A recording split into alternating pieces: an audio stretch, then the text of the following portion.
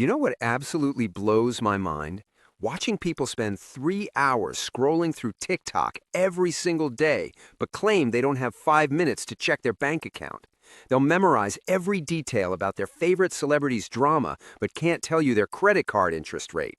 They'll binge watch entire Netflix series in a weekend, but say they're too busy to read a single paragraph about compound interest. It's not that people are lazy, it's that they've convinced themselves that understanding money requires some kind of genius-level intelligence or years of boring study, when in reality, financial literacy is just a collection of tiny habits that take almost no time but compound into massive advantages over your lifetime. My name is John, and I spend way too much time analyzing why most people stay broke despite having access to more financial information than any generation in human history. If you're someone who's tired of feeling confused and anxious about money and actually wants to build real financial literacy without spending hours buried in textbooks, make sure to hit that subscribe button and give this video a thumbs up if these habits end up changing your entire relationship with money. Here's something that should terrify you. According to a recent study, only 57% of American adults are financially literate. That means 43% of people, almost half the population, can't correctly answer basic questions about interest rates, inflation, and risk diversification. We're talking about fundamental concepts that affect every single financial decision they make for their entire lives. And before you think, well, that's not me, let me tell you, I've met people with six-figure incomes who don't understand the difference between gross and net income. I've seen college graduates who think credit cards are free money that magically doesn't need to be paid back. The level of financial illiteracy in this country is absolutely staggering. But here's the thing that gives me hope.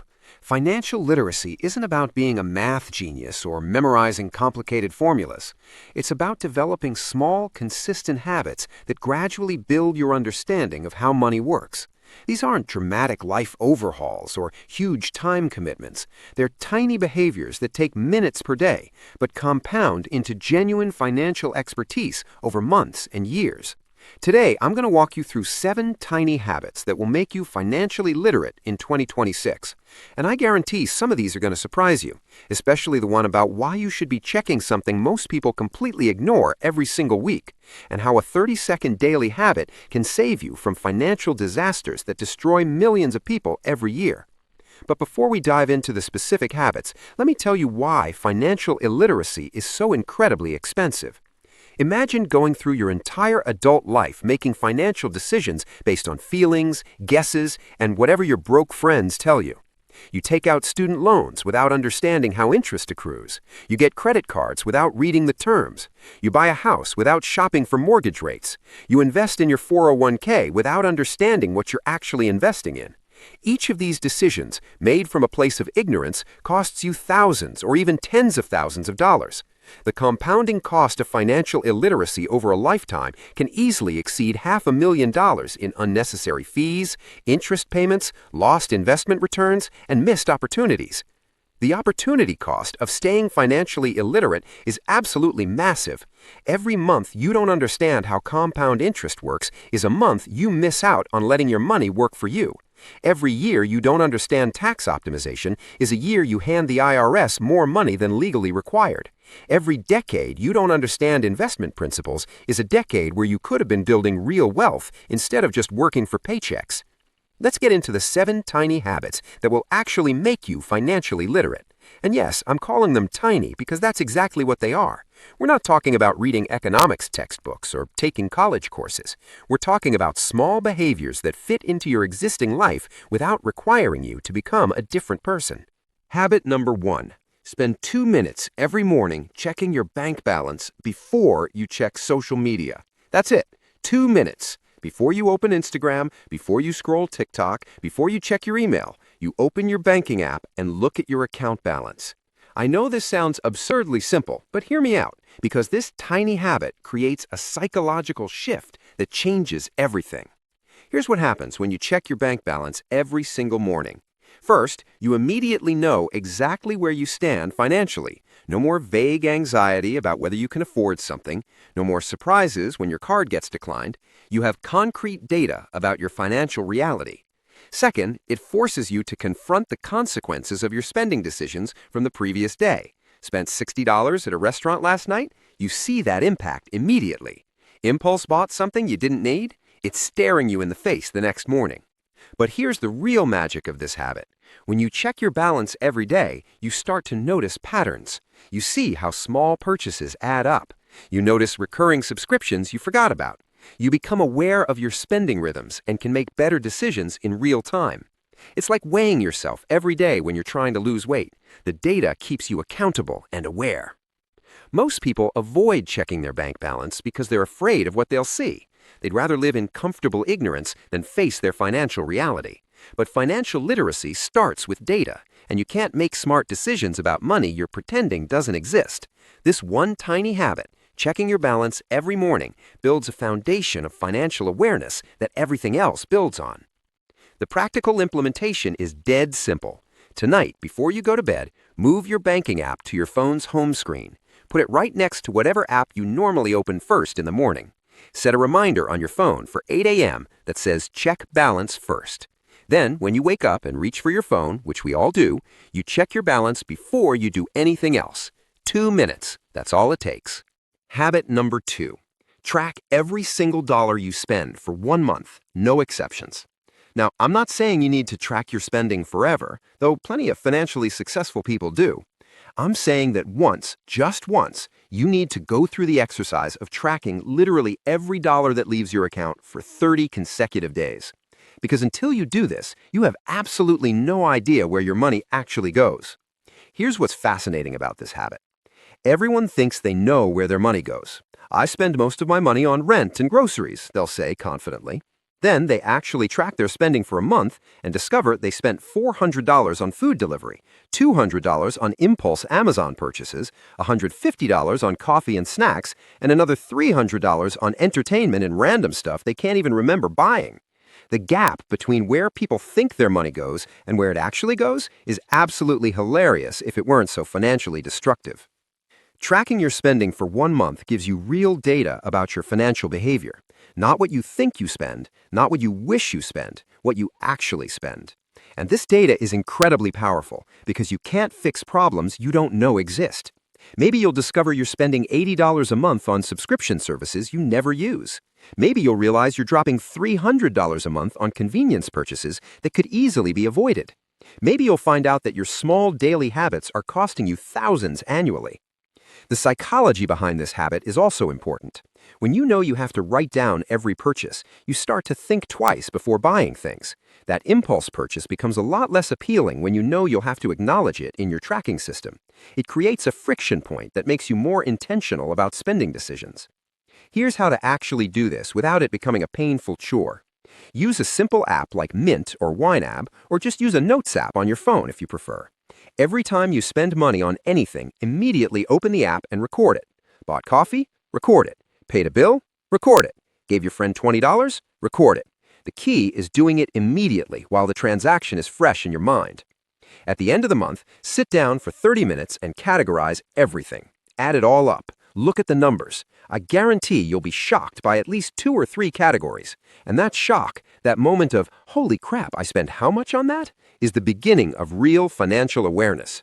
You only need to do this intensively for 1 month, but that 1 month of data will change how you think about spending forever. Habit number 3. Read 1 financial article or watch 1 financial video every single day. Just 1, not 10, not 5, 1. 5 to 10 minutes of consuming financial content every single day without exception. This habit is about building your financial knowledge slowly and consistently instead of trying to learn everything at once and getting overwhelmed. Here's why this works so much better than trying to read entire books or take courses. Financial literacy isn't about memorizing information. It's about building mental models and frameworks for understanding how money works. When you expose yourself to financial concepts repeatedly over time, they start to connect and make sense. A term you didn't understand last week suddenly clicks when you encounter it again in a different context. A concept that seemed complicated becomes obvious after you've seen it explained 3 different ways. The compounding effect of this habit is absolutely incredible. 1 article per day is 365 articles per year. 1 video per day is 365 videos per year. Even if you only retain 10% of what you read or watch, that's still 36 to 40 new pieces of financial knowledge you've internalized. After a year of this habit, you'll know more about money than 90% of people. After 2 years, you could probably give financial advice to your friends without embarrassing yourself. The key is making this habit easy and enjoyable. Don't force yourself to read boring academic papers about monetary policy unless that genuinely interests you. Find financial content creators whose style you enjoy. Subscribe to financial newsletters that make you laugh. Watch YouTube videos about money topics while you eat breakfast. The goal isn't to punish yourself with boring content. It's to make learning about money a natural part of your daily routine. Here's my recommendation for actually implementing this. Create a financial learning folder in your bookmarks or on your YouTube homepage. Fill it with 20 to 30 different sources of financial content: blogs, YouTube channels, podcasts, newsletters, whatever format you prefer. Then, every single day, spend 5 to 10 minutes consuming one piece of content from that folder. Morning coffee time, lunch break, before bed, doesn't matter when, just make it non-negotiable. The topics you should focus on are practical and relevant to your life: how credit cards work, understanding interest rates, basics of investing, tax optimization strategies, real estate fundamentals, retirement account options, debt payoff strategies. The goal is to build a broad foundation of financial knowledge that helps you make better decisions in every area of your financial life. Habit number 4. Calculate the hourly cost of everything you buy. This is a weird one that most people have never thought about, but it completely changes how you think about purchases. Instead of looking at prices in dollars, you translate them into hours of your life. If you make $25 per hour after taxes, that $100 purchase isn't $100, it's 4 hours of your life. That $50,000 car isn't $50,000, it's 2,000 hours of your life, which is a full year of full-time work. This habit creates an immediate emotional connection between spending and the time you traded to earn that money. Most people are completely disconnected from this relationship. They see money as abstract numbers in a bank account, not as concentrated chunks of their finite time on Earth. When you start thinking about purchases in terms of hours worked, suddenly that expensive dinner becomes a lot less appealing.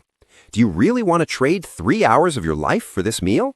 Maybe yes, maybe no, but at least now you're making a conscious decision instead of mindlessly swiping a card. Here's how to implement this habit. First, calculate your actual hourly rate after taxes. Take your annual salary, subtract your estimated tax burden, and divide by 2,080, which is the number of working hours in a year, assuming a 40-hour work week. That's your real hourly rate. Write it down somewhere you'll see it regularly. Put it in your phone's Notes app. Make it the background on your lock screen, whatever works for you. Then, before any purchase over $20, do the quick mental math. Divide the price by your hourly rate. That tells you how many hours of your life this purchase costs. A $200 pair of shoes? That's 8 hours if you make $25 per hour. Are those shoes worth an entire workday of your life? Maybe they are, maybe they're not. But now you're thinking about it intentionally instead of just buying on impulse. The psychological impact of this habit is profound. It naturally curbs impulse spending because you're forced to acknowledge the real cost of purchases. It helps you distinguish between things that genuinely add value to your life and things you're buying for temporary emotional satisfaction. And it creates a deeper appreciation for money because you're constantly connecting it back to the hours of your life you traded to earn it. Habit number 5, review your credit report every 90 days. This is one of those habits that sounds boring but is absolutely critical for financial literacy and financial security. Most people have no idea what's on their credit report. They don't know what accounts are listed. They don't know if there are errors. They don't know if someone's opened fraudulent accounts in their name. They just assume everything is fine until they try to buy a house or car and discover their credit is trashed for reasons they don't understand. Here's why this habit matters so much. Your credit report is essentially your financial report card. It determines whether you can borrow money, what interest rates you'll pay, whether you can rent an apartment, and sometimes even whether you can get certain jobs. Errors on your credit report, which are incredibly common, can cost you tens of thousands of dollars in higher interest rates over your lifetime. Fraudulent accounts you don't know about can destroy your financial life before you even realize what's happening. Checking your credit report quarterly does several important things. First, it makes you familiar with what should be on your report, so you immediately notice if something new appears that shouldn't be there. Second, it lets you catch errors early and dispute them before they cause problems. Third, it helps you understand how credit actually works by seeing the real-time impact of your financial decisions. Paid off a credit card? You'll see it on your next report. Missed a payment? It'll show up. This creates a feedback loop that improves your credit behavior. The practical implementation is easier than most people realize. You're legally entitled to a free credit report from each of the three major bureaus, Equifax, Experian, and TransUnion, once per year. Instead of checking all three at once, space them out. Check one every 4 months. Set a recurring calendar reminder. January, check Equifax. May, check Experian. September, check TransUnion. This gives you year-round monitoring without paying for credit monitoring services. When you review your report, look for several specific things: accounts you don't recognize, which could indicate fraud; late payments or collections you don't remember, which could be errors; credit inquiries you didn't authorize; incorrect personal information. Anything that looks wrong or unfamiliar needs to be disputed immediately. Don't assume the credit bureaus have accurate information. They make mistakes constantly, and those mistakes become your problem if you don't catch them. Understanding your credit report also builds financial literacy because it forces you to understand how credit actually works. You'll learn about utilization ratios, payment history, length of credit history, types of credit, and how all these factors combine to create your credit score. This knowledge helps you make smarter decisions about how you use credit throughout your life. Habit number 6. Ask yourself one question before every non-essential purchase. Will I still be glad I bought this in 30 days? That's it. One simple question that takes 5 seconds to ask, but can save you thousands of dollars per year on regrettable purchases. This habit is about creating a mental pause button between the impulse to buy and the actual purchase. Here's the psychology behind why this works so well. Most bad spending decisions are driven by temporary emotional states. You're bored, so you browse Amazon. You're stressed, so you go shopping. You're excited about something new, so you buy it immediately without thinking. These emotional spending decisions almost always lead to regret because the emotional state passes, but the purchase remains, along with the dent in your bank account. By asking yourself if you'll still be glad about this purchase in 30 days, you force your brain to shift from emotional thinking to rational thinking. You imagine your future self looking back at this decision. Will future you, who's past the temporary emotional state, think this was a good use of money?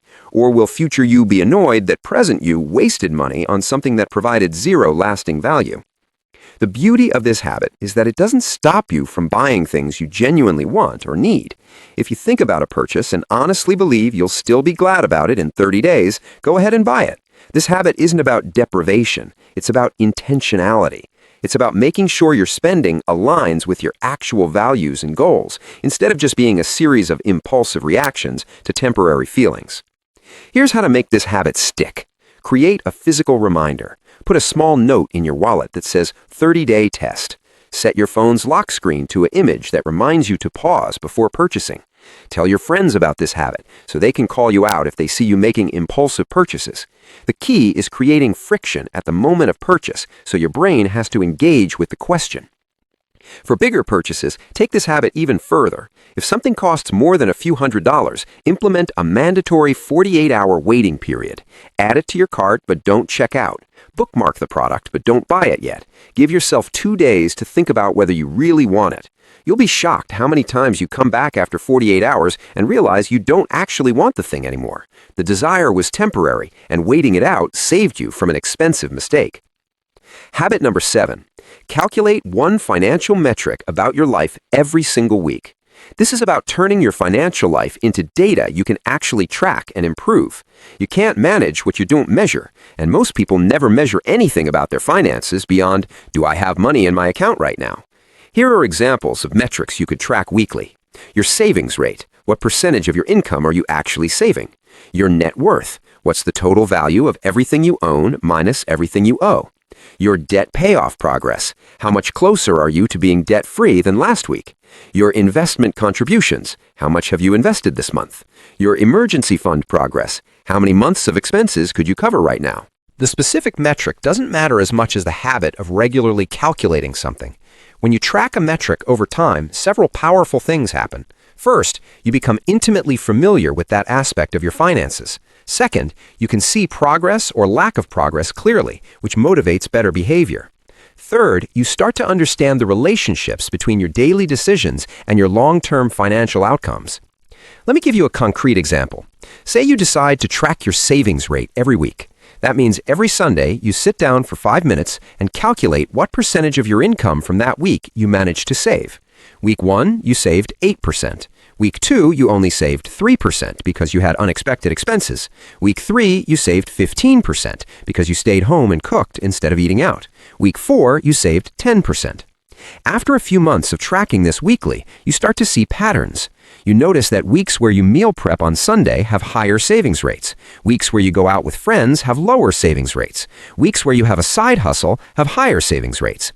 This data helps you make better decisions because you understand the financial impact of your behaviors. The implementation is straightforward. Choose one financial metric that matters to you, create a simple spreadsheet or use a notes app on your phone. Every week, on the same day at the same time, calculate that metric and write it down. That's it. 5 to 10 minutes per week of actually looking at your financial data. After a few months, you'll have a trend line that shows your financial progress over time. The power of this habit is that it makes your finances feel concrete and manageable instead of overwhelming and abstract. Instead of vague anxiety about money, you have specific data points you can track and improve. Instead of feeling like you're not making progress, you can see exactly how much progress you're making week by week. Here's something that might surprise you about all 7 of these habits. None of them requires you to be a genius. None of them takes more than 10 minutes per day. None of them costs money to implement. They're all completely free and ridiculously simple. Yet, if you actually do all 7 consistently for a year, you'll be more financially literate than probably 95% of people in this country. The compounding effect of these tiny habits is absolutely staggering. Checking your balance daily builds awareness. Tracking spending for a month builds understanding.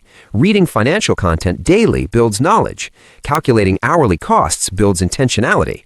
Reviewing credit quarterly builds security. Asking the 30-day question builds discipline. Tracking metrics weekly builds progress. Each habit individually is small. Together, they completely transform your relationship with money. Here's what I want you to understand. Financial literacy isn't a destination you reach. It's not something you study for a month and then you're done. It's a continuous process of learning, awareness, and intentional decision-making. These 7 tiny habits create that continuous process. They weave financial awareness into your daily life so naturally that it stops being a separate thing you have to work on and just becomes part of who you are. The people who stay broke aren't less intelligent than you. They don't have worse luck. They just never developed these tiny habits that compound into real financial literacy over time. They go through their entire lives making financial decisions in the dark, hoping things work out, and then wondering why they never get ahead. You don't have to be that person. You can start today, right now, with habit number 1. Tomorrow morning, before you check Instagram or TikTok or whatever app you normally open first, check your bank balance. That's all. Just do that one thing. Then, once that becomes automatic, add habit number 2. Then habit 3. Build these habits slowly and consistently instead of trying to change everything at once. Financial literacy isn't about having a degree in economics or being able to calculate complex financial formulas. It's about having a clear, accurate understanding of how money works and making intentional decisions based on that understanding. These 7 tiny habits build exactly that kind of practical financial literacy.